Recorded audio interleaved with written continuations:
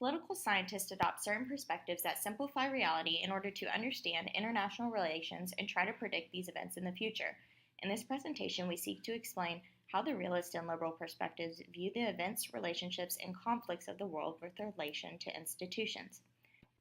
To begin, we want to define, compare, and contrast the realist perspective, the liberal perspective, institutions, and discuss their relationships and effects on the international stage.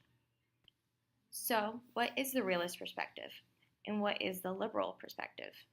Both perspectives are simplified theories that emphasize the most important aspects of reality in order to understand the complex reality of international institutions. The realist perspective views that the struggle for power is the primary cause of international events and focuses their studies on the conflict and war that often accompanies the struggle for power. Within this perspective, power is the emphasized feature of the state. The driving force behind any action on the international stage is a state grasping for more power, holding on to the power it possesses, or preventing others from threatening their relative power. The realist perspective uses several concepts to analyze the struggle, acquisition, or maintenance of power. Sovereignty, power, the security dilemma, balance of power, and polarity are five key concepts to the realist perspective. Sovereignty is an attribute of states such that they are not subordinate to any higher power and do not interfere in the domestic jurisdiction of other states. Power is the material capabilities of a country, such as the size of population, the territory, and the military strength. Security dilemma is a situation that states face when they arm to defend themselves and in the process threaten other states. The balance of power is the strategy by which states counterbalance to ensure that no one single state dominates the system. Polarity is the number of states holding significant power in the international system. This image is an example of how the world looks through the lens of realist perspective. The balance of power, distribution, and the polarity of power around the world are the emphasized concerns of the realist perspective because these are the driving forces behind the international event. Unlike the power-centric realist perspective, the liberal perspective emphasizes relationships and negotiations that establish a precedent for actors and institutions to resolve a conflict. The liberal perspective believes that cooperation is used to overcome conflict and war or avoid these tragedies altogether. Failed relationships or the lack of relationships drive a state to war, not power. The liberal perspective utilizes several concepts to shape its worldview: diplomacy, cooperation, interdependence, collective goods, collective security, bargaining, and reciprocity. Diplomacy is defined as discussions and negotiations among states. Cooperation is defined as working to achieve a better outcome for some that does not hurt others. Interdependence is the mutual dependence of states and non-state actors in the international system. Collective goods are benefits such as clean air that are indivisible and cannot be appropriated. Collective security is the establishment of common institutions and rules among states to settle disputes peacefully and to enforce agreements.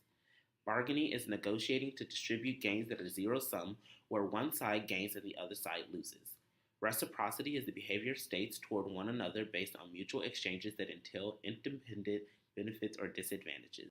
This is an example of how the world looks through the lens of the liberal perspective. The international stage is held in balance through the relationships of cooperation among actors.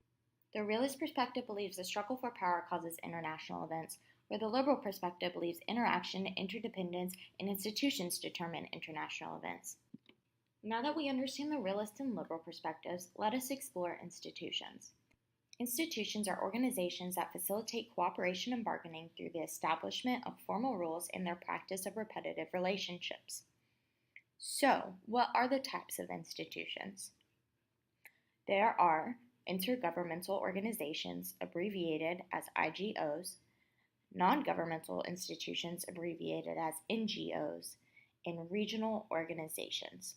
An intergovernmental organization is a formal international organization established by governments. These are wide-reaching and aimed towards a global power. An example of this would be the United Nations. A non-governmental organization is a non-state actor such as student, tourist, or professional association that are not subject to direct government control. These can have varying levels of influence and are not made of governments. An example of this would be Al-Qaeda. A regional organization is composed of members from a specific region of the world. Their influence is limited to this geographic area and cannot directly reach outside of it. An example of this would be the North Atlantic Treaty Organization. There are many examples of these organizations in today's world.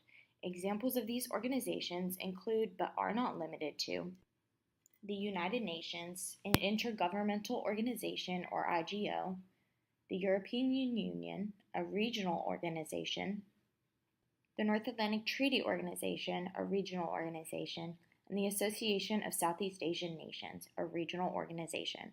There are other types of institutions, but they are not as influential as these. Even though institutions can play a role in the events that take place in the world, realists view institutions as weak and divided alternatives to a strong and centralized state actor. The realist perspective simply perceives institutions to be arenas for the struggle of power. However, the liberal perspective views international institutions as an avenue to establish relationships and formal rules, foster cooperation and diplomacy, and create avenues for resolving conflict. These institutions provide collective security and avenues for peace negotiation. Both perspectives believe institutions to be present aspects of international events and established relationships among countries. However, the realist perspective believes that power shapes institutions, while the liberal perspective believes that institutions shape power. In conclusion, the realist perspective prefers to rely on centralized domestic power rather than decentralized international institutions, while the liberal perspective utilizes the cooperation and diplomacy that international institutions establish to create common interest and resolve conflicts. International events and relations are complex, but by studying the realist and liberal perspectives and how they relate to institutions, we can understand and possibly predict international events. Political scientists